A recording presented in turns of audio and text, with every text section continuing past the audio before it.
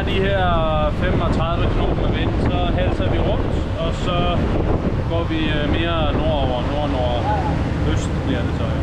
Og så løber vi lidt med den andre vejen, så vi sørger for at holde de her minimum 300 mil til centrum af turen.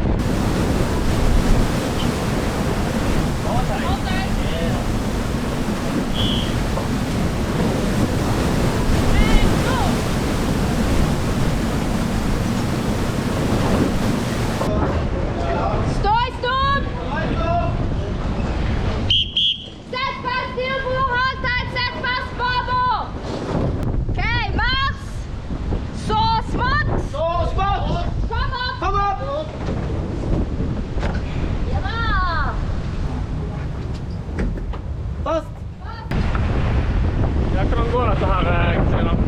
Den har jo gått i et sett siden 4 i dag morges. God vind. Det er gøy. I will have everyone behind the block up here. This is called a widowmaker. It's the reason why it's called a widowmaker.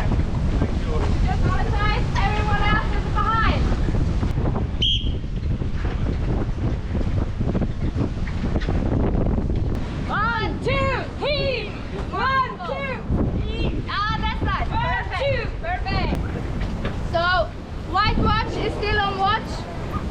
Everyone who feels like being up on deck and helping us squaring up the deck, we appreciate it 1,000 times. The watch that is not on watch, you are free to go down and sleep. Yes, but thank you so much for your help, guys, alright? Yes.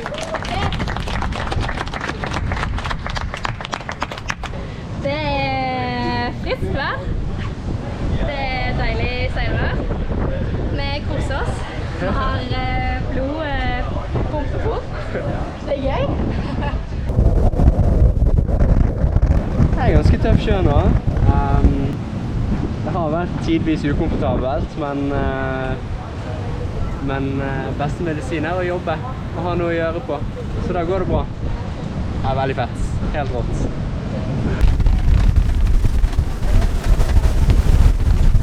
Det var voldsomt å være i dag, men veldig gøy. Så får vi virkelig kjenne på det.